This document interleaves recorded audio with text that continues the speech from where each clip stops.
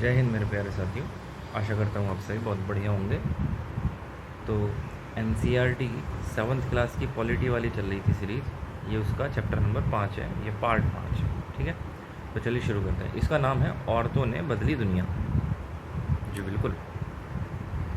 तो पिछले अध्याय में हमने देखा था कि किस तरह महिलाओं द्वारा किया जाने वाला जो घर का काम है उसे काम ही नहीं माना जाता, उसे कोई वैल्यू ही नहीं दी जा रही। हमने यह भी पढ़ा कि भाई घरेलू काम और परिवार के सदस्यों की देखभाल करना पूरे समय का काम है।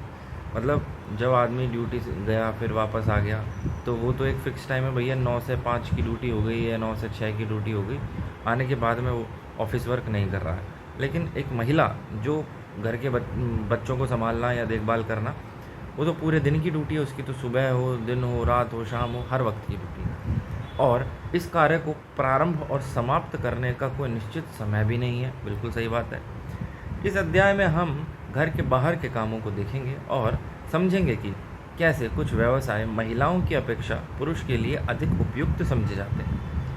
हम यह भी ज्ञात करेंगे कि भाई समानता प्राप्त करने के लिए स्त्रियों ने कैसे कैसे संघर्ष किए, पहले भी और आज भी कर रही हैं भाई। तो आज भी शिक्षा प्राप्त करना एक ऐसा तरीका है जिससे महिलाओं के लिए नए अवसर निर्मित किए जा सकते हैं। साथ ही इस अध्याय में हम हाल के वर्षों में महिला आंदोलन द्वारा भेदभाव को चुनौतियाँ देने के लिए किए जाने वाले विभिन्न प्रकार के प्रयत्नों के बारे में भी संक्षेप में जानेंगे। ठीक है, ये देखिए कोई बच्ची है, इसने पूरी पृथ्वी को अपने हाथ में बॉल की तरह ले रखा है, खेल रही है उससे। ठीक है, चलिए ये कौन कौन क्या क्या काम करता है। एक किसान, ये इनके मतलब चित्र बनाने हैं। ठीक है, ये क्रियाकलाप है टास्क टाइप के। ठीक, अब अपनी कक्षा द्वारा बनाए गए चित्रों को देखने के लिए नीचे दी गई तालिका को देखिए। ठीक है, आगे देखो, ये महिलाएं काम कर रही हैं खेत का। जैसे खेत में किसान जो शब्द है, जैसे कि ऊपर है ये रहा किसान, तो किसान नाम सुनते ही हमारे दिमाग में या सभी के दिमाग में पुरुष का भाव आता है कि भाई किसान तो पुरुष ही हो सकता है। क्या महिलाएं किसान खेती में काम नहीं करती? खेतों में करती है ना, बिल्कुल करती हैं, ये कर रही। महिलाएं भी किसान मतलब खेतों में काम करती हैं, और खेत में काम करने वाला हर व्यक्ति, चाहे वो महिला है चाहे वो पुरुष है, वो किसान है। क्योंकि किसान की परिभाषा ही है ना खेत में काम करना, फसलें उगाना, ये सब चीज़ें किसान के यही तो मतलब है। आगे देखो, भारत में 83.6% महिलाएं खेतों में काम करती हैं। 83.6% उनके काम में पौधा रोपना, खरपतवार निकालना, फसल काटना और कुटाई करना शामिल है।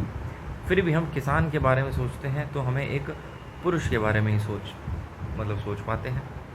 आगे देखो, रोजी मैडम की कक्षा में 30 बच्चे हैं। उन्होंने अपनी कक्षा में यही अभ्यास कराया। परिणाम इस प्रकार है। जो ऊपर टेबल दे रखी थी वो भरवाए हैं बच्चों ने। ठीक है, आगे देखो,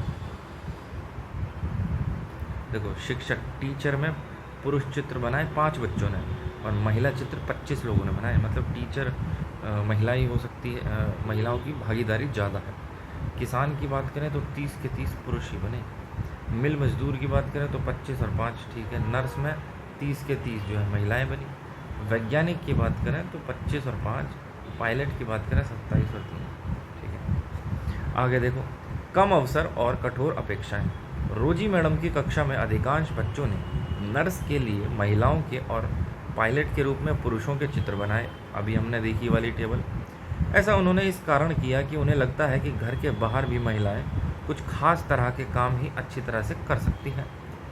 उदाहरण के लिए, बहुत से लोग मानते हैं कि महिलाएं अच्छी नर्स हो सकती हैं क्योंकि वे अधिक सहनशील और विनम्र होती हैं।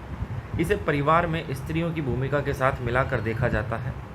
इसी प्रकार से माना जाता है कि भाई विज्ञान के लिए तकनीकी दिमाग की ज़रूरत होती है, और लड़कियों और महिलाएं तकनीकी कार्य करने के लिए सक्षम नहीं होती। तो ये जो पूर्वाभास एक तरह से, मतलब एक तरह से अपनी सोच बना ली गई मन में, तो ये उस सोच का ये रिज़ल्ट निकला कि भाई शिक्षक पुरुष या महिलाओं में कौन हो सकते हैं ज़्यादा, किसान कौन हो सकते हैं, मिल मजदूर कौन हो सकते हैं। ठीक है, तो इसके बाद में अनेक लोग इस प्रकार की रूढ़िवादी धारणाओं में विश्वास करते हैं कि भाई इसलिए बहुत सी लड़कियों को डॉक्टर व इंजीनियर बनने के लिए अध्ययन करने और प्रशिक्षण लेने के लिए वह सहयोग नहीं मिल पाता। नहीं मतलब डॉक्टरी लाइन में तो महिलाएं काफ़ी मिल जाती हैं। डॉक्टर ये जैसे नर्स होगी, ये भी एक तरह से मेडिकल लाइन ही है। मेडिकल लाइन, डॉक्टरी लाइन नहीं बोल रहा हूँ। बाकी हाँ ठीक है, मेडिकल लाइन में महिलाओं की भागीदारी अब काफ़ी ज़्यादा बढ़ने लगी है। खैर आगे देखो, जो लड़कों को मिलता है, अधिकांश परिवारों में स्कूली शिक्षा पूरी हो जाने के बाद लड़कियों को इस बात के लिए प्रेरित किया जाता है कि वे शादी को अपने जीवन का मुख्य लक्ष्य मान लें। तो लड़कियों की जब भैया अपनी शिक्षा विक्षा पूरी हो गई तो उनको भैया अब प्रेरित करो कि भाई वो अपना शादी ब्याह रचाएं। ठीक है, इस तरीके से जो हमारे समाज में आजकल चल रहा है। यह समझना आवश्यक है कि हम ऐसे समाज में रह रहे हैं जहां सभी बच्चों को अपने चारों ओर की दुनिया के दबावों का सामना करना पड़ता है। कभी यह दबाव बड़ों की अपेक्षाओं में के रूप में होते हैं, तो कभी यह हमारे अपने ही मित्रों के गलत तरीके से चिढ़ाने के कारण पैदा हो जाते हैं।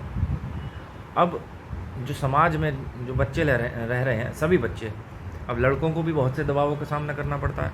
तो इसमें यही कह रहा है कि समाज में जो बच्चे रह रहे हैं उन बच्चों को बहुत सारे दबावों का सामना करना पड़ सकता है। अब वो दबाव जो होंगे माता पिता की तरफ से हो सकते हैं, समाज की तरफ से हो सकते हैं, मित्र लोग जो हैं वो हंसी मजाक उड़ाते हैं ना, चिढ़ाए करें, उनकी तरफ से हो सके, किसी भी तरफ से हो सके, लेकिन दबाव पड़ता है चारों तरफ से। लड़कों पर ऐसी नौकरी प्राप्त करने के लिए दबाव होता है कि भाई जिससे उन्हें अधिक वेतन मिले।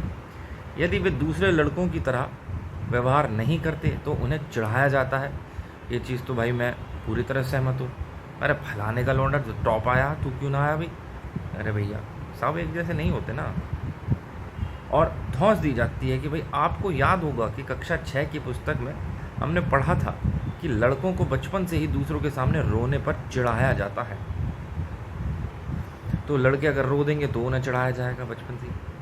ठीक है, तो इस तरीके से लड़कों के साथ भी बहुत ज़्यादा भेदभाव होता है कि अब देखो यहाँ हम एक ये पैराग्राफ में दे रखा है, ये महिला है, ये शायद लोको पायलट है, ट्रेन चला रही हैं, इसके इनके बारे में पढ़ते हैं। रेल का इंजन आदमी चलाते हैं, पर झारखंड के एक गरीब आदिवासी परिवार की 27 वर्षीय महिला लक्ष्मी लाकरा ने इस धारा का रुख बदल दिया है। झारखंड की रहने वाली हैं ये गरीब आदिवासी महिला। लक्ष्मी के माता पिता पढ़े लिखे नहीं हैं, पर उन्होंने अपने बच्चों को पढ़ाने के लिए बहुत संघर्ष किया। लक्ष्मी की शिक्षा एक सरकारी स्कूल में हुई। अब यार कितना भी पढ़ा लो, कितना भी कुछ भी कर लो, ये चिंटू है, इसने आईएएस का एग्ज़ाम निकाला, आईएएस करके ये भैया लग गए, एसडीएम साहब बन गए, या उससे पहले कुछ और 1-2 साल की जो ट्रेनिंग होती है, जो भी है, मतलब एसडीएम साहब बन गए, डीएम साहब बने, फिर जो है कुछ बनते बनते आईजी डीआईजी वगैरह और ना जाने क्या क्या बन गए। और एक यू मिंटू है, जो चिंटू है ये तो आईएएस बन गए, और एक जो मिंटू है ये 10वीं फेल है। इसका क्या काम करा, इसका क्या काम है? जहाँ मिले उसे भैया पीटो, जो लड़ाई झगड़ा ये सब चीज़ें, जेल जाना और ये सब गुंडागर्दी। फिर इसने जो है कोई ऐसी संस्था ज्वाइन कर ली, राजनीतिक पार्टी टाइप की। फिर इसे जो है पहली बार में एमएलए का इलेक्शन लड़ा और एमएलए बन गया। फिर इसका प्रमोशन हो गया, एमएलए के बाद में सांसद, कोई मंत्री पद मिल गया इसे। ये बाबूजी जो पढ़ रहे थे चिंटू, ये पढ़ते ये पहुँचे आईजी डीआईजी लेवल या जहाँ पहुँचे ये, और ये जो है सांसद के लेवल पे पहुँच गए, मंत्री। अब ये जा रहे हैं, जा करके इनके सलाम ठोक रहे हैं, इनके पाँव छू रहे हैं, इनके जूते साफ़ कर रहे हैं। देखा है हमने एक चीज़ देखी है, अगर आप लोगों ने भी देखी हो, नोटिस करी हो तो, हाँ, यूपी के अंदर आजम खान ने भी इस चीज़ का भाषण दिया था जन सम्मेलन में, जनता के सामने। और एक मुख्यमंत्री थी मुख्यमंत्री थे सीएम साहिबा, और पीसीएस या शायद आईपीएस ऑफिसर थे, उनसे जूते साफ़ करवाए उन्होंने अपने।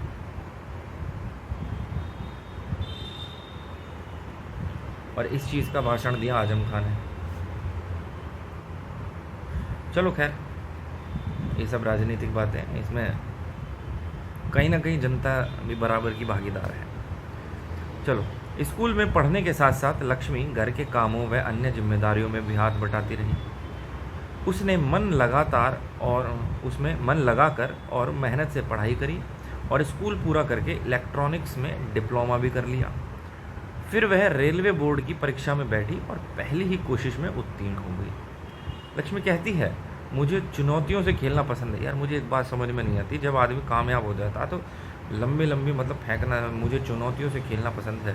चलिए ठीक है, आपकी हिम्मत को सलाम है, लेकिन अब मैंने बहुत से लोग ऐसे देखे हैं आईएएस बन जाते हैं। आज मैं बहुत गरीबी थी, मैं तो अच्छा पढ़ते कैसे थे, वो पिताजी बीड़ी पीते थे, उसकी रोशनी होती थी, उससे पढ़ते थे। लाइट बल्ब तो था नहीं, गरीबी बहुत थी, तो जब बीड़ी जलाते थे पिताजी, उसकी रोशनी हुआ करती थी, उससे हम उसकी रोशनी में पढ़ दिया करते थे। मतलब कुछ भी। और जैसे ही कोई यह कहता है कि फला काम लड़कियों के लिए नहीं है, मैं उसे करके रहती हूँ। लक्ष्मी के जीवन में ऐसा करने के अनेक अवसर आए। जब वह इलेक्ट्रॉनिक्स करना चाहती थी तब उन्होंने पॉलिटेक्निक में मोटरसाइकिल चलाई, और जब उसने तय किया कि वह इंजन ड्राइवर बनेगी, उसका दृष्टिकोण सीधा साधा है। जब तक मुझे मज़ा आ रहा है और मैं किसी को नुकसान नहीं पहुंचा रही और मैं अच्छे से रह पा रही हूँ और अपने माता पिता की मदद कर पा रही हूँ, तो मैं अपने तरीके से क्यों ना जीऊँ। बिल्कुल सही बात है। ड्राइविंग हर ट्रेन नीतालाल वीमेंस फीचर सर्विसेज से रूपांतरित। यह जो कहानी है, ड्राइविंग हर ट्रेन, हर मतलब इस हर का मतलब HER है। इसका हर का मतलब ये नहीं हर एक व्यक्ति या हर एवरीवन नहीं है, हर का मतलब होएगा HER, हर महिला के लिए संबोधित कर रखा है। ड्राइविंग हर ट्रेन नीतालाल वीमेंस फीचर सर्विसेज। आगे देखो, परिवर्तन के लिए सीखना। स्कूल जाना आपके जीवन का बहुत महत्वपूर्ण हिस्सा है। जैसे जैसे स्कूल में हर साल अधिकाधिक संख्या में बच्चे प्रवेश ले रहे हैं, हम सोचने लगे हैं कि सब बच्चों के लिए स्कूल जाना एक साधारण बात है। आज हमारे लिए यह कल्पना करना भी कठिन है कि कुछ बच्चों के लिए स्कूल जाना और पढ़ना पहुंच के बाहर है। अब ये बात जो है या अनुचित बात भी मानी जा सकती है, ये वाली बात, परंतु अतीत में लिखना और पढ़ना कुछ लोग ही जानते थे। अधिकांश बच्चे वही काम सीखते थे जो उनके परिवार में होता था या उनके बुजुर्ग किया करते थे। लड़कियों की स्थिति और भी ज़्यादा खराब थी। उन समाजों में जहां लड़कों को पढ़ना लिखना सिखाया जाता था, लड़कियों को अक्षर तक सीखने की अनुमति नहीं थी। यहाँ तक कि उन परिवारों में भी जहाँ कुम्हारी, बुनकरी, वस्त्र बुनना व हस्तकला सिखाई जाती थी, यह धारणा थी कि लड़कियों और औरतों का काम केवल सहायता करने तक ही सीमित है।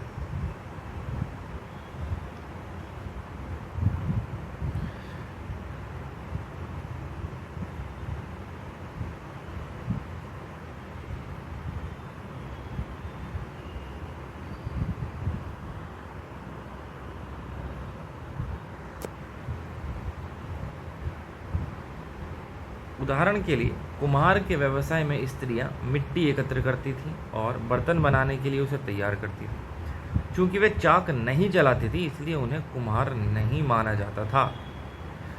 अब देखो ये क्या कहना चाह रहा है, कवि क्या कहना चाह रहा है इस पैराग्राफ में, क्योंकि पहले ज़माने में लड़कियां तो लड़कियां, लड़के भी नहीं पढ़ा करते थे बहुत ज़्यादा। ठीक है, पढ़ाई का इतना कुछ महत्व तो था नहीं। फिर लड़कों को पढ़ना लिखना सिखाया भी जाता था, तो लड़कियों को तो अक्षर तक पढ़ने की अनुमति नहीं थी। ठीक है, लड़कों को तो सिखा दिया जाता था, लेकिन लड़कियों को तो अक्षर तक पढ़ने की सीखने की अनुमति नहीं थी। उनका यहाँ तक कि जो परिवार में जैसे कुछ काम हो रहा है, जैसे कोई कुम्हार है, बर्तन वगैरह बनाने वाला है, बुनकर है, वस्त्र बनने वाले, उनमें जो हेल्पिंग काम होंगे, हेल्पर वाले काम होंगे, वो लड़कियों से करवाए जावे। ठीक है, जैसे बर्तन बनाना है तो बर्तन तो पुरुष बनाएगा, लेकिन बर्तन बनाने के लिए जो सामान है, मिट्टी लेके आना, उसे लगाना, ये सब चीज़ें जो हैं महिला करेगी। तो इस तरह का हेल्पर टाइप का काम जो है उनसे करवाया जाता था। 19वीं शताब्दी में लगभग 200 वर्ष पूर्व शिक्षा के बारे में कई नए विचारों ने जन्म लिया। विद्यालय अधिक प्रचलन में आ गए और वे समाज जिन्होंने स्वयं कभी पढ़ना लिखना सीखा ही नहीं था, वे अपने बच्चों को स्कूल भेजने लगे। ये 19वीं शताब्दी में जो है इसमें एक बदलाव हुआ 200 साल पहले कि भाई शिक्षा के बारे में बहुत नए नए विचारों ने जन्म ले लिया। विद्यालय जो है अधिक प्रचलन में। पहले स्कूलों की विद्यालयों की संख्या भी तो बहुत कम थी।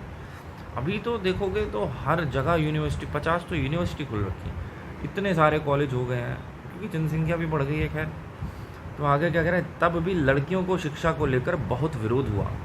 जब ये 19वीं शताब्दी में शिक्षा को लेकर नए विचार आए, उस वक्त विद्यालय अभी अधिक प्रचलन में है, उस वक्त भी लड़कियों की शिक्षा को लेकर विरोध काफ़ी हुआ। इसके बावजूद बहुत सी स्त्रियों और पुरुषों ने बालिकाओं के लिए स्कूल खोलने के प्रयत्न किए। स्त्रियों ने पढ़ना लिखना सीखने के लिए संघर्ष किया।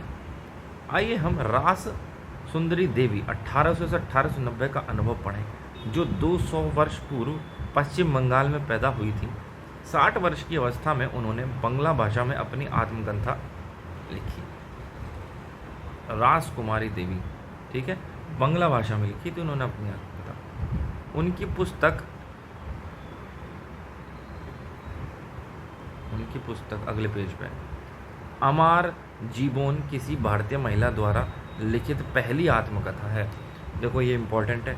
अमार जीवन पुस्तक, अमर जीवन पुस्तक, अमर जीवन मतलब नाम से ही पता चल रहा है कि भाई बंगाली भाषा का लिखा हुआ, ठीक है। आत्मकथा किसकी है? रास सुंदरी देवी जी की, ठीक है। तो रास सुंदरी देवी जी की है, या अमर जीवन की मतलब हमारे जीवनी है उनकी। रास सुंदरी देवी एक धनवान जमींदार परिवार की गृहिणी थी। उस समय लोगों का विश्वास था कि यदि लड़की लिखती पढ़ती है तो वह पति के लिए दुर्भाग्य लाती है और विधवा हो जाती है। इसके बावजूद उन्होंने अपनी शादी के बहुत समय बाद स्वयं ही छुप छुप कर पढ़ना लिखना सीखा। शादी से पहले क्यों नहीं सीखा? मैं अत्यंत सवेरे ही काम करना शुरू कर देती थी और उधर आधी रात हो जाने के बाद भी काम में लगे रहती थी। बीच में भी विश्राम नहीं होता था। उस समय मैं केवल 14 वर्ष की थी। अच्छा, 14 मतलब जल्दी शादी कर दी गई थी इनकी। मेरे मन में एक अभिलाषा पनपने लगी कि भाई मैं पढ़ना सीखूंगी, बिल्कुल सही, और एक धार्मिक पांडुलिपि पढ़ूंगी। मैं अभागी थी, उन दिनों स्त्रियों को नहीं पढ़ाया जाता था। बाद में मैं स्वयं ही अपने विचारों का विरोध करने लगी। मुझे क्या हो गया है, स्त्रियां पढ़ती नहीं हैं, फिर मैं कैसे पढ़ूंगी? फिर मुझे एक स्वप्न आया। मैं चैतन्य भागवत, एक संत हुए, एक संत का जीवन पढ़ रही थी। बाद में दिन के समय जब मैं रसोई में बैठी हुई भोजन बना रही थी, मैंने अपने पति को सबसे बड़े बेटे से कहते हुए सुना, विपिन, मैंने अपनी चैतन्य भागवत यहाँ छोड़ी है, जब मैं इसे मंगाऊँ तुम इसे अंदर ले आना। वे पुस्तक वहीं छोड़कर चले गए। तो अब तक इसमें यही था कि वो जो महिला थी रास सुंदरी जी, वो बहुत बड़े घराने से थी, ठीक है, लेकिन उस वक्त में भी महिलाओं को पढ़ने लिखने की बहुत ज़्यादा सुविधाएं नहीं दी जाती थी, ठीक है। ये माना जाता कि भाई महिलाएं पढ़ लेंगी तो वो दुर्भाग्य हो जाएगा, दुर्भाग्य लेकर आएंगी और विधवा हो जाएंगी। ये इस तरह की कुछ अवधारणाएं, अंधविश्वास था। अब क्या हुआ कि वो जो राज सुंदरी जी थी वो बहुत सुबह सुबह उठ जाती थी, काम वाम में लग जाएं और शाम तक, रात तक भी लेट नाइट तक काम करें, दिन में भी उन्हें आराम नहीं मिलता था, ठीक है। और उनकी उम्र केवल 14 वर्ष थी, ठीक। अब उस वक्त उनके मन में आया कि उन्हें पढ़ाई लिखाई स्टार्ट करनी चाहिए, धार्मिक पांडुलिपि से पढ़ाई स्टार्ट करनी चाहिए। लेकिन फिर वो सोचने लगी कि नहीं यार, मैं क्यों पढ़ूँ भाई, मुझे क्या हो गया है, ये लड़कियां तो पढ़ती नहीं हैं, महिलाएं तो पढ़ाई से दूर रहती हैं, मैं नहीं पढ़ूंगी। फिर उन्हें एक सपना आया भैया कि वो जो है चैतन्य जी का जीवन पढ़ रही हैं। एक नोवेल टाइप का था, ठीक है। तो अब सपना आया। फिर बाद में अगले दिन जब वो सुबह मतलब रसोई में काम कर रही, तो अपने पति को सबसे बड़े बेटे से कहते हुए सुना। अब यार एक बात बताइए, सबसे बड़े बेटे, और 14 वर्ष इनकी उम्र थी। सबसे बड़ा बेटा मतलब कि 14 वर्ष मतलब लगभग 13 साल की उम्र में भी, और बड़ा बेटा इसका मतलब उनके एक से ज़्यादा बच्चे होंगे। तो बड़ा बेटा तो इनको 11 से 12 साल की उम्र में बच्चा हो गया, बेटा मतलब हो गया इनको। यार मतलब ये तो बड़ी ही शर्म की बात है हमारे भारत देश के लिए और समाज के लिए कि 11-12 साल की उम्र में इनको बच्चा हो गया था। ये तो 11-12 साल का तो खुद ही बच्चा होता है इंसान। खैर, क्या ही कह सकते हैं। वे पुस्तक वहीं छोड़कर चले गए थे, वो जो पुस्तक थी। फिर जब पुस्तक अंदर रख दी गई, मैंने चुपके से उसका एक पन्ना निकाल लिया और सावधानी से उसे छुपा दिया। उसे छुपाना भी एक बड़ा काम था। अरे मतलब बुक में से बुक नहीं ली गई तो बुक में से एक पन्ना ही निकाल कर छुपाया। क्यों? क्योंकि उस पन्ने को पढ़ना चाह रहे थे, क्योंकि किसी को भी वह मेरे हाथ में नहीं दिखना था। मेरा सबसे बड़ा बेटा उस समय ताड़ के पत्तों पर लिखकर अक्षर बनाने का अभ्यास कर रहा था। उसमें से भी मैंने एक छिपा दिया। जब मौका मिलता मैं जाती और उस पन्ने के अक्षरों का मिलान अपने याद किए गए अक्षरों से करती। मैंने उन शब्दों का भी मिलान करने की कोशिश की जो मैं दिन भर में सुनती रहती थी। अत्यधिक जतन और कोशिशों से एक लंबे समय के बाद मैं पढ़ना सीख सकी। तो काफ़ी संघर्ष, काफ़ी जतन किए, काफ़ी कोशिश की, फिर बाद में इन्होंने पढ़ना सीख लिया फाइनल। रास सुंदरी देवी के अक्षर ज्ञान ने उन्हें चैतन्य भागवत पढ़ने का अवसर दिया। जो अक्षर ज्ञान था, अक्षर ज्ञान मतलब जो उनका बेटा जो है वो पढ़ने की कोशिश कर रहा था या जो भी है, ठीक है। अब यार मैं तो क्या ही ये कह रही है, मुझे एक चीज़ समझ में नहीं आ रही भाई। उनका बड़ा बेटा जो था वो ताड़ के पत्तों पर अक्षर बनाने की कोशिश कर रहा था। आज की डेट में भी हम देखेंगे, आज की डेट का मतलब है 2025 2026 के आसपास, जो आज का समय चल रहा है। लगभग 4 से 5 साल का बच्चा होता है जो हम पढ़ने बिठाते हैं, ठीक है। आज जब पढ़ाई के प्रति इतने ज़्यादा सजग हैं माता पिता, ठीक, तो पढ़ने बिठाते हैं 4-5 साल का। वो नर्सरी में पढ़ता है, उस समय प्ले स्कूल में, ठीक है। जब 1 साल वो पढ़ता है उसके बाद में, या शुरू में ही चलो मान लो, उसको अक्षर बनाना सिखाते हैं। हालांकि शुरू में नहीं सिखाते, लेकिन मान लिया सिखाते हैं 4-5 साल का। जब पहले ज़माने में ये चीज़ें नहीं हुआ करती थी, पढ़ाई की इतनी वैल्यू नहीं थी, तब तो 4-5 साल का नहीं बिठाएंगे, लगभग 8-9 साल का बच्चा पढ़ने बैठेगा, ठीक है। और 8-9 साल का बच्चा अगर पढ़ने बैठ रहा है, और ये माता जी कह रही हैं कि इनकी उम्र 14 साल थी, उन दिनों स्त्रियों को नहीं पढ़ाया जाता था, और ये उस समय मैं केवल 14 वर्ष की थी, ठीक है। बिला से तो पढ़ना सीखना उस दिनों स्त्रियों को नहीं पढ़ाया जाता था। बाद में स्वयं अपने विचारों का विरोध करने लगी। तो कितने दिन बाद, 14 वर्ष की थी, 15-16 हो गई, और 6 चलिए ये भी छोड़ो, अगर यही डाटा लगाएं 4-5 साल का तो भी, और 14 वर्ष, मतलब समझ नहीं आ रहा। 4-5 साल का बड़ा बेटा इनका हो गया, तो छोटा बेटा कितने साल का होगा? 2-3 साल का। अगर दोनों बच्चों में 1 साल का भी गैप हुआ तो इनकी उम्र तो 7-8 साल की उम्र में क्या ये मतलब प्रेग्नेंट हो? मतलब मेरे मन में एक जिज्ञासा है। यदि कोई इस विषय को समझ पा रहा है तो कृपया करके आप मुझे ज़रूर बताएं, कमेंट बॉक्स में बताइए कि आखिर मतलब ऐसा हो सकता है क्या? ये चीज़ संभव है क्या? या ये सिर्फ एक सिंपैथी गेम खेलने का तरीका है एनसीईआरटी का? खैर, रास सुंदरी देवी के अक्षर ज्ञान ने उन्हें चैतन्य भागवत पढ़ने का अवसर दिया। स्वयं अपने लेखन से उन्होंने संसार को उस समय की स्त्रियों के जीवन के बारे में जानने का एक अवसर मिल दिया। रास सुंदरी देवी ने अपने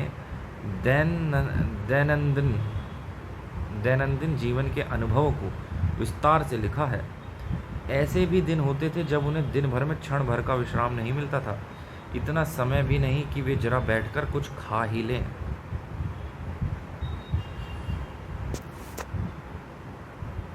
ये है रास सुंदरी देवी, इन्हें ये रमाबाई जी हैं। ये रमाबाई हैं 1858 से 1922। अपनी बेटी के साथ महिला शिक्षा की ये योद्धा स्वयं कभी स्कूल नहीं गई, पर अपने माता पिता से उन्होंने पढ़ना लिखना सीख लिया था। उन्हें पंडिता की उपाधि दी गई थी। ये इम्पॉर्टेंट है, रमाबाई जी को पंडिता की उपाधि दी गई थी क्योंकि वे संस्कृत में पढ़ना लिखना जानती थी, ठीक है, जो उस समय की औरतों के लिए बहुत बड़ी उपलब्धि थी। औरतों को तब तक यह ज्ञान अर्जित करने की अनुमति नहीं थी।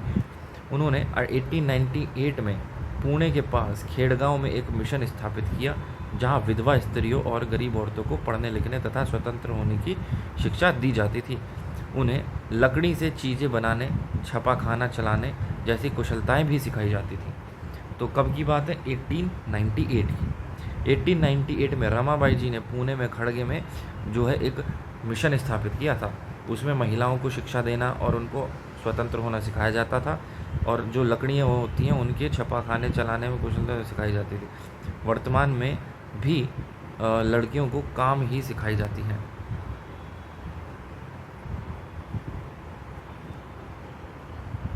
ठीक है, ये छपाखाना इनका ही है, रमाबाई जी का। ठीक है, आगे देखो, आगे क्या है?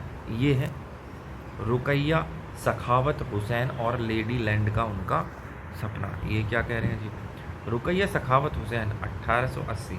देखिए, ये जो इस तरह के पैराग्राफ होते हैं ना, डिब्बे बंद वाली चीज़ें, ये आंसर राइटिंग या मेंस के लिए ज़्यादा इम्पोर्टेंट होते हैं। एक धनी परिवार में पैदा हुई थी ये रुकैया सखावत हुसैन, जिसके पास बहुत ज़मीन थी। यद्यपि उन्हें उर्दू पढ़ना और लिखना आता था, परंतु उन्हें बंगला और अंग्रेज़ी सीखने से रोका गया। वो बंगला सीखना चाहती थी, अंग्रेज़ी सीखना चाहती थी। उस समय अंग्रेज़ों को ऐसी भाषा के रूप में देखा जाता था जो लड़कियों के सामने नए विचार रखती थी। अंग्रेजी, अच्छा, जिन्हें लोग जिन्हें लोग लड़कियों के लिए ठीक नहीं मानते थे, इसलिए अंग्रेजी अधिकतर लड़कों को ही पढ़ाई जाती थी। रुकैया ने अपने बड़े भाई और बहन के सहयोग से बंगला और अंग्रेजी पढ़ना और लिखना सीखा। आगे जाकर वे एक लेखिका बनी। 1905 में जब वे केवल 25 वर्ष की थीं, अंग्रेजी भाषा के कौशल का अभ्यास करने के लिए उन्होंने एक उल्लेखनीय कहानी लिखी जिसका शीर्षक था सुल्ताना का स्वप्न। देखो, ये कहानी सुल्ताना का स्वप्न किसने लिखी थी? अंग्रेजी भाषा का अध्ययन करने के लिए 1905 में 25 वर्ष की उम्र में, ठीक है, रुकैया सखावत हुसैन ने। कहानी में सुल्ताना नामक एक स्त्री की कल्पना की गई थी जो लेडी लैंड नाम की एक जगह पहुंचती है। तो क्या था? सुल्ताना नामक एक महिला थी, वो एक लेडी लैंड नामक की जगह थी, वहाँ पहुंचती है। लेडी लैंड का मतलब ये, जैसा कि नाम से पता समझ पा रहे हैं कि एक ऐसा जगह जहाँ पर सिर्फ महिलाएं हों। लेडी लैंड एक ऐसा स्थान था जहाँ पर स्त्रियों को पढ़ने, काम करने और आविष्कार करने की स्वतंत्रता थी। इस कहानी में महिलाएं बादलों से होने वाली वर्षा को रोकने के उपाय खोजती हैं। अच्छा, जो वो कहानी पढ़ रही थी ना, तो उस कहानी में लेडी लैंड नाम से कोई जगह थी, उसका जिक्र था। ठीक, और लेडी लैंड जगह में क्या था कि जो मतलब एक तरह से महिलाओं को स्वतंत्रता थी, बहुत ज़्यादा स्वतंत्रता। ठीक है, और वहाँ क्या था भाई? उस कहानी में जो महिलाएं थी वो बादलों से जो बारिश होती है उसको रोकने के लिए उपाय खोज रही थी। हवाई कारें चलाती थी, हवा में उड़ने वाली कार।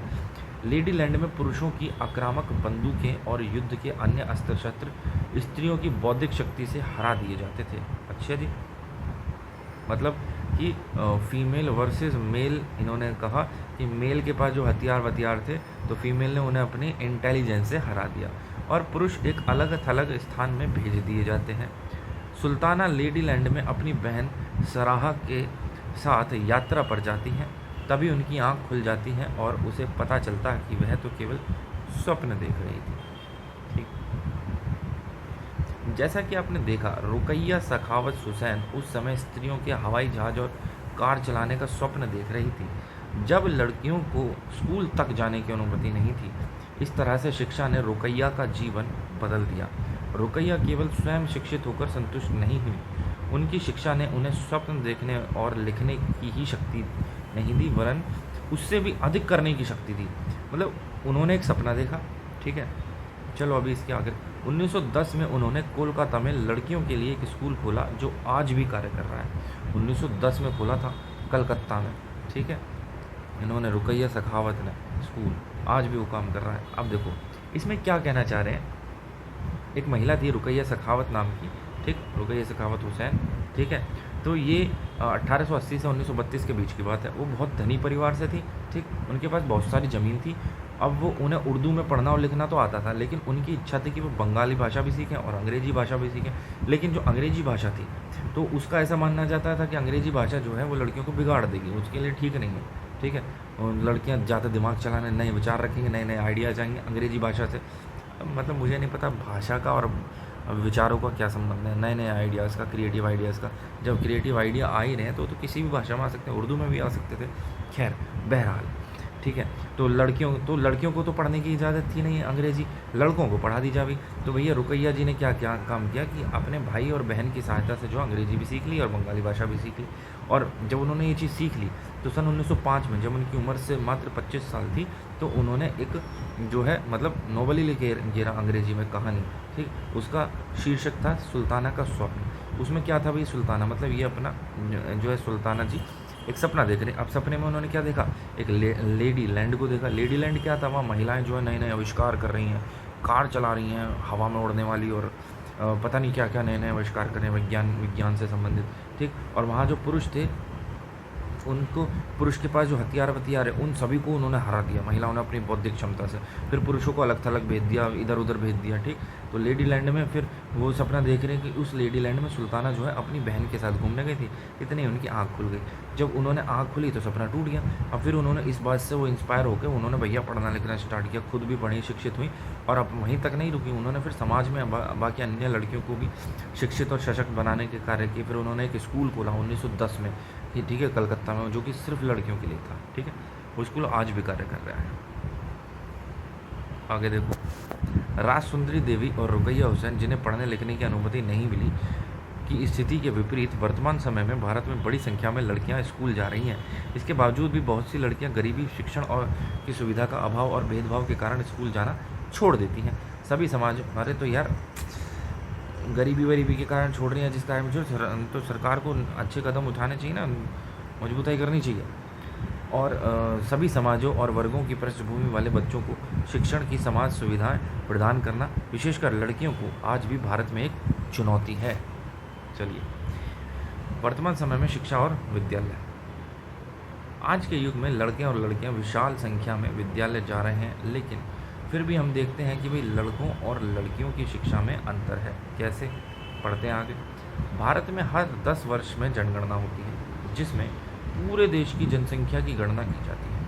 इसमें भारत में रहने वालों के जीवन के बारे में भी विस्तृत जानकारी एकत्र की जाती है। तो हर 10 वर्ष में जनगणना होगी। अब उस जनगणना में पूरे देश की जनसंख्या की गणना की जाएगी। ठीक, और जनसंख्या की गणना करने के बाद में जनसंख्या के बारे में बहुत सारी जानकारी भी जैसे उनकी आयु, उनकी पढ़ाई, उनके द्वारा किए जाने वाले काम आदि। इस जानकारी का इस्तेमाल हम अनेक बातों के आकलन के लिए कर सकते हैं, जैसे शिक्षित लोगों की संख्या तथा स्त्री और पुरुषों का अनुपात। 1961 की जनगणना के अनुसार सब लड़कों और पुरुषों 7 वर्ष एवं उससे अधिक आयु के का 40% शिक्षित था। सब ये शिक्षित लोगों की संख्या 1961 में जो जनगणना हुई थी उसके अनुसार सब लड़कों और पुरुषों 7 वर्ष एवं उससे अधिक 40% शिक्षित था, अर्थात वे कम से कम अपना नाम लिख सकते थे। मतलब शिक्षित होने का मतलब ये है कि बस अपना नाम लिख दें तो वो शिक्षितों की श्रेणी में आ जाएंगे। ठीक है, इसकी तुलना में लड़कियों तथा स्त्रियों का केवल 15% भाग शिक्षित था, लड़कों का 40 और लड़कियों का 15%। हालांकि लड़कियों का जो भाग है वो लड़कों से बहुत कम है, आधे से भी कम है, किंतु लड़कों का भी कोई बहुत अच्छा ना भाग नहीं है। 40% लोग, उन 40% से उस वक्त जो हो सकता है 40 में से भी 20% लोग ऐसे ही हैं जो सिर्फ नाम ही लिखना जानते हैं। ठीक है, और कुछ काम ही ना है उनका। ठीक है, आगे देखो, 2011 की जनगणना के अनुसार लड़कों व पुरुषों की यह संख्या बढ़कर 82% हो गई। 1961 की जनगणना में तो 40% थी और 2011 की जनगणना में लड़कों पुरुषों की संख्या तो 82% हो गई और शिक्षित लड़कियों तथा स्त्रियों की संख्या 65%। अब आप देखो, ये तो 15 से 65% बढ़ी है, मतलब कि 50% की इंक्रीमेंट हुआ है। और पुरुष जो है वो 40 से 82% हुए हैं, मतलब कि 42% का इंक्रीमेंट हुआ है।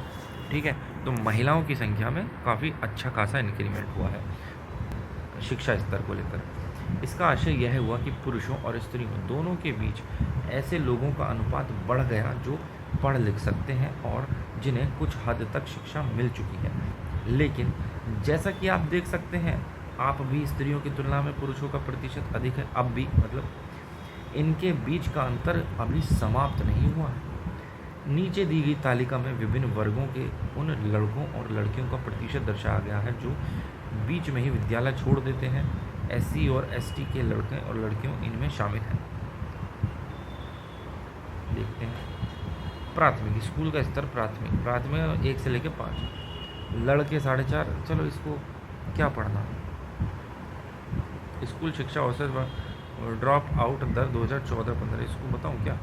स्रोत क्या? Educational statics at a glance, MHRD 2018 की रिपोर्ट है। प्राथमिक शिक्षा, उच्च शिक्षा, माध्यमिक शिक्षा, तो उच्च शिक्षा 6 से 8 और माध्यमिक शिक्षा 9 से 10। 1 से 5 तक की बात करें कि लड़के 4.36%, लड़कियां इतनी देख लेना इसको आप लोग। संभवतः आपने ऊपर दी गई तालिका में इस बात पर ध्यान दिया होगा कि सब लड़कियों की श्रेणी की तुलना में अनुसूचित जाति और अनुसूचित जनजाति की लड़कियों की स्कूल छोड़ने की दर अधिक है। मतलब कि लड़कियों ने जिन्होंने स्कूल छोड़ा ना, उसमें SC और ST की लड़कियों ने सबसे ज़्यादा संख्या में स्कूल छोड़ा। इसका अर्थ है कि भाई दलित व आदिवासी पृष्ठभूमि की लड़कियों के स्कूल में रहने की संभावना कम रहती है। देखा जाए कि 2011 की जनगणना से ये भी पता चला कि भाई अनुसूचित जाति और जनजाति जो है, मतलब SC ST की जो लड़कियां हैं, SC ST की लड़कियों की अपेक्षा मुस्लिम लड़कियों की प्राथमिक शिक्षा पूरी करने की संभावना और भी कम रहती है। लो, तो इनमें क्या बताया इस टेबल के अनुसार कि जो फीमेल थी उन्होंने स्कूल ड्रॉप कर दिया। अब स्कूल ड्रॉप जिन लोगों ने करा उसमें SC ST की फीमेल सबसे ज़्यादा थी, और इन SC ST की फीमेल से भी ज़्यादा थी हमारी मुस्लिम महिलाएं जो थी, मुस्लिम समुदाय की लड़कियां, उनकी जो है और भी ज़्यादा संख्या थी। ठीक, मुस्लिम लड़कियां स्कूल में लगभग 3 वर्ष रह पाती हैं, जबकि अन्य समुदायों की लड़कियां स्कूल में 4 वर्ष का समय बिता पा रही हैं। अन्य मतलब अन्य बाकी समुदाय। दलित, आदिवासी और मुस्लिम वर्ग के बच्चों के स्कूल छोड़ देने के अनेक कारण हैं। देश में अनेक भागों में, विशेषकर ग्रामीण और गरीबी क्षेत्र में, नियमित रूप से पढ़ाने के लिए न उचित स्कूल हैं न ही शिक्षक हैं। यदि विद्यालय घर के पास न हो तो लाने ले जाने के लिए किसी साधन जैसे बस या वैन आदि की व्यवस्था न हो तो अभिभावक लड़कियों को स्कूल नहीं भेजना चाहते। देखो, हर तरह के हर एक फैक्टर जिम्मेदार होता है। अभिभावक नहीं भेजना चाहते, इसका एक कारण ये है कि भाई अभिभावक पढ़ाना नहीं चाहते, या उसका एक कारण ये हो सकता है कि लड़कियां हैं और समाज में क्राइम होते रहते हैं, तो अपने बच्चों को, कीमती चीज़ों को सुरक्षित रखना। कीमती चीज़ शब्द इसलिए इस्तेमाल कर रहा हूँ क्योंकि महिलाएं और जो लड़कियां होती हैं वो लड़कों से ज़्यादा प्यारे होती हैं, मुझे जहाँ तक लगता है। एक होता है ना, मतलब ज़्यादा इम्पोर्टेंट। मान लो आप एक आईफोन खरीदो उदाहरण के तौर पे 2 लाख रुपए का, और आप एक नोकिया का कोई 1200-1300 रुपये का फ़ोन खरीदो, नोकिया का, चाइना का। अगर ये 2 लाख रुपए का फ़ोन नीचे गिर जाए तो भैया आपकी धड़कन रुक जाएगी, ठीक है। और ये 1200-1300 का गिर जाए, ये ना भी गिर रहा होगा तो आप इसमें पता चली दीवार में कील ठोकनी, हथौड़ा नहीं मिला, इससे ही ठोकने लग गए, ठीक है। तो एक उदाहरण है। तो ये तो हो गए भैया ऐसी, हाँ चल ठीक है काम चला उठाई। खैर चलो आगे। कुछ परिवार अत्यंत निर्धन होते हैं और अपने सब बच्चों को पढ़ाने का खर्चा नहीं उठा पाते। तो अब देखो, खर्चा उठाने में मतलब अभी सरकार के बहुत सारे इनिशिएटिव हैं कि जो SC ST हैं उनको मतलब फ़ीस माफ़ी वगैरह और स्कॉलरशिप की सुविधा, ठीक है। तो अभी सरकार चीज़ें बदल रही हैं, ठीक है। बहुत सारी सुविधाएं आ रही हैं जनता के लिए, हर समाज के व्यक्ति के। तो ऐसी स्थिति में लड़कों को प्राथमिकता मिल सकती है। बहुत से बच्चे इसलिए भी स्कूल छोड़ देते हैं क्योंकि उनके साथ उनके शिक्षक और सहपाठी भेदभाव करते हैं, जैसे कि ओम प्रकाश वाल्मीकि के साथ हुआ था। उस वक्त वो मदरसे में जो पढ़ रहे थे उनसे झाड़ू लगवा दी थी, ठीक है। आगे देखो, महिला आंदोलन। अब महिलाओं और लड़कियों को पढ़ने का और स्कूल जाने का अधिकार है, ठीक है।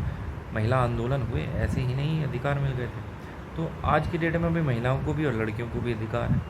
अन्य क्षेत्र भी हैं जैसे कानूनी सुधार, हिंसा और स्वास्थ्य। यहाँ लड़कियों और महिलाओं की स्थिति बेहतर हुई है। ये परिवर्तन अपने आप ही नहीं आए हैं, औरतों ने व्यक्तिगत स्तर पर और आपस में मिलकर इन परिवर्तनों के लिए संघर्ष किया है। तो ये वही कह रहे हैं कि आज की डेट में तो महिलाओं को, लड़कियों को पढ़ने का अधिकार है, स्कूल जाने का भी अधिकार है, लेकिन ये अधिकार ऐसे तो मिले नहीं। उनके कानूनी सुधार हुए, हिंसा और स्वास्थ्य, जहाँ लड़कियों और महिलाओं की स्थिति बेहतर हुई है हर क्षेत्र में। तो ये जो बदलाव आए हैं ये अपने आप तो नहीं आगे भाई, उन्होंने संघर्ष किया है। इन संघर्षों को महिला आंदोलन कहा जाता है। देश के विभिन्न भागों से कई औरतें और कई महिला संगठन इस आंदोलन के हिस्से हैं और कई पुरुष भी महिला आंदोलन का समर्थन करते हैं। इस आंदोलन में जुटे लोगों की मेहनत, निष्ठा और उनकी विशेषताएं इसे एक बहुत ही जीवंत आंदोलन बनाती हैं। इसमें चेतना जागृत करने, भेदभावों का मुकाबला करने और न्याय हासिल करने के लिए भिन्न भिन्न रणनीतियों का उपयोग किया गया है। इनकी कुछ झलकियां आप यहाँ देख सकते हैं। अगर महिला आंदोलन से तात्पर्य इसका ये है कि जो आज की डेट में महिलाओं को और लड़कियों को पढ़ने का अधिकार मिला, स्कूल जाने का अधिकार मिला, या और भी अन्य क्षेत्रों में कानूनी सुधार, हिंसा वगैरह या स्वास्थ्य संबंधी सुधार, तो ये सब जो चीज़ें मिली ये ऐसे ही अपने आप को आसमान से उतर कर नहीं आ गई। इसके लिए संघर्ष हुए, बलिदान दिए गए, महिला आंदोलन हुए और बहुत से पुरुष भी हैं जो महिला आंदोलन के समर्थन में आए। ठीक है, तो अभियान देखिए, ये अभियान चला रहे हैं पोस्टर लेकर के। ठीक है, ये देखिए, ये एक महिला बैठी हैं, ये इस तरह के अभियान, ये देखिए, ये सभी महिलाएं बैठी हैं, धरना प्रदर्शन कर रही हैं। ये भी एक जुलूस टाइप का निकाल रही हैं। ठीक है, ये महिलाएं। ठीक, तो इस तरीके का आगे देखिए अभियान क्या है भाई। भेदभाव और हिंसा के विरोध में अभियान चलाना महिला आंदोलन का एक महत्वपूर्ण हिस्सा है। जो भेदभाव हुई या जो हिंसा वगैरह होती थी, घरेलू हिंसा टाइप की, उसके विरोध में अभियान चलाए गए और ये महिला आंदोलन का एक बहुत ही महत्वपूर्ण हिस्सा रहा। अभियानों के फलस्वरूप नए कानून भी बने हैं। सन 2006 में एक कानून बना कि भाई जिससे घर के अंदर शारीरिक और मानसिक हिंसा का भोग रही औरत को कानूनी सुरक्षा दी जा सके। कब बना था? सन 2006 में बना। जो घरों में घरेलू हिंसा का शिकार होती है महिलाएं, उनसे बचाने के लिए उनको कानूनी सुरक्षा दी जाएगी। इसी तरह महिला आंदोलन के अभियानों ने के कारण 1997 में सर्वोच्च न्यायालय ने कार्य के स्थान पर और शैक्षणिक स्थानों पर महिलाओं के साथ होने वाले यौन प्रताड़ना से उन्हें सुरक्षा प्रदान करने के लिए दिशा निर्देश दिए। तो कब आए? 1997 में सुप्रीम कोर्ट ने भी यही कहा कि भाई जो जहाँ महिलाएं कार्य करने जाती हैं, स्कूल में जाती हैं, वहाँ उनका यौन शोषण ना हो, यौन प्रताड़ना ना हो, उससे सुरक्षा के लिए और कानून आए, दिशा निर्देश आए। एक और उदाहरण देखें तो 1980 के दशक में देश भर के महिला संगठनों ने दहेज हत्याओं के खिलाफ आवाज़ उठाई। 1980 की बात है ये, जब दहेज हत्या वगैरह चल रही थी, तो उस समय 1980 के दौरान महिला संगठनों ने आवाज़ उठाई दहेज हत्याओं के लिए। नवविवाहित युवतियों को उनके पति और ससुराल के लोगों द्वारा दहेज के लालच में मौत के घाट उतार दिया जाता था। महिला संगठनों ने इस बात की कड़ी आलोचना करी कि कानून अपराधियों का कुछ नहीं कर पा रहा है। इस मुद्दे पर महिलाएं सड़कों पर निकल आईं। उन्होंने अदालत के दरवाजे खटखटाए और आपस में अनुभव व जानकारियों का आदान प्रदान किया।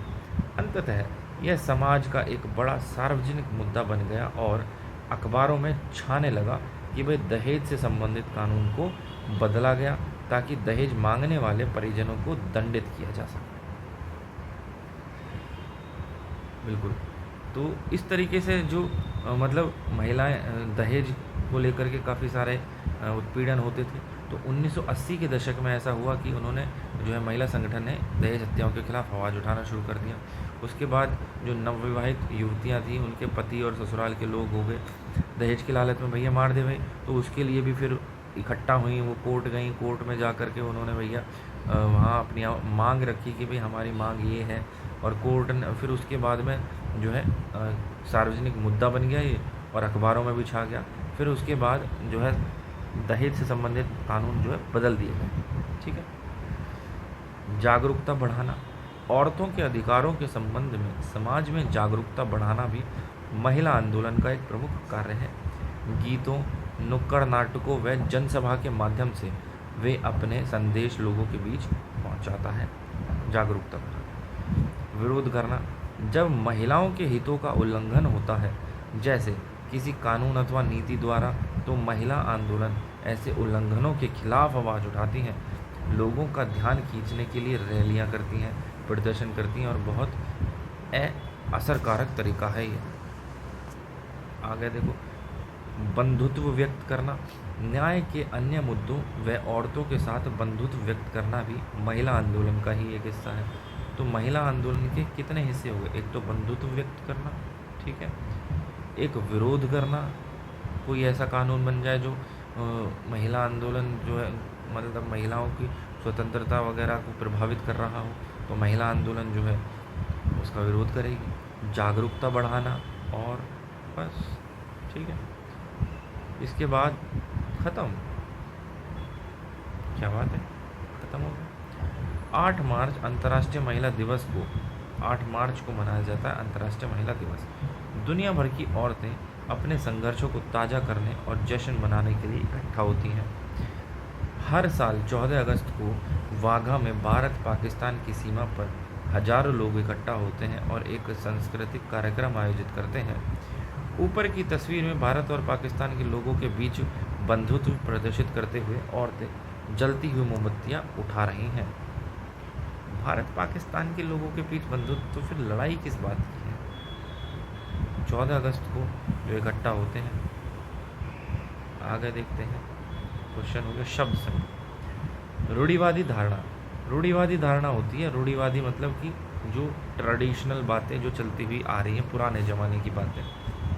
तो जब हम विश्वास करने लगते हैं कि किसी विशेष धर्म, धार्मिक, आर्थिक या क्षेत्रीय समूह के लोगों की कुछ निश्चित विशेषताएं होती ही हैं या वे केवल खास प्रकार का कार्य ही कर सकते हैं, तब रूढ़िवादी धारणाओं का जन्म होता है। देखो, रूढ़िवादी मतलब एक ऐसा ट्रेडिशन चलता हुआ आ रहा है या कोई एक चीज़ जो कई सालों से बचपन से चलती हुई आ रही है, ठीक है, तो एक तरह से वो अब ट्रेडिशन बन गया है, रूढ़िवादी बन गई है, ठीक। जैसा हम इस पाठ में देखा कि लड़का और लड़कियों को अलग अलग विषय लेने के लिए कहा गया, कारण उनकी रुचि न होकर उनका लड़का या लड़की होना था।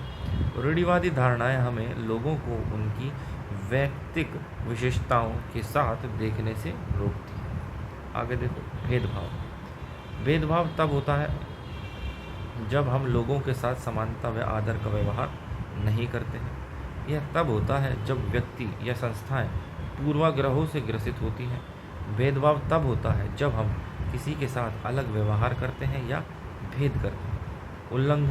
उल्लंघन का पता ही है, जब कोई नियम बना और कोई उस नियम को नहीं मान रहा है तो उल्लंघन कर रहा है। यौन प्रताड़ना, इसका आशय औरत की इच्छा के विरुद्ध उसके साथ यौन से जुड़ी शारीरिक या मौखिक हरकतें करने से है, ठीक है। तो चलिए, ख़त्म हो गया चैप्टर, इससे आगे का अगली वीडियो में बताते हैं।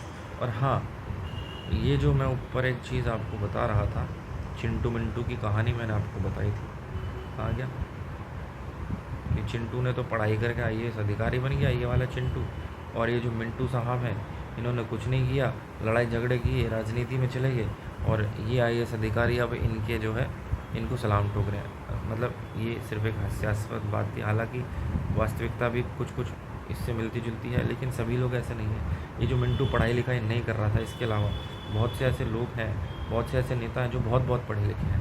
अब देखेंगे IAS IPS लोग ही होते हैं जो आगे चलकर के राजनीति ज्वाइन कर लेते हैं रिटायरमेंट के बाद, और वो मंत्री या नेता बन जाते हैं, ठीक है। तो उनको हम ये नहीं कह सकते कि वो मिंटू थे, वो चिंटू थे, ठीक है।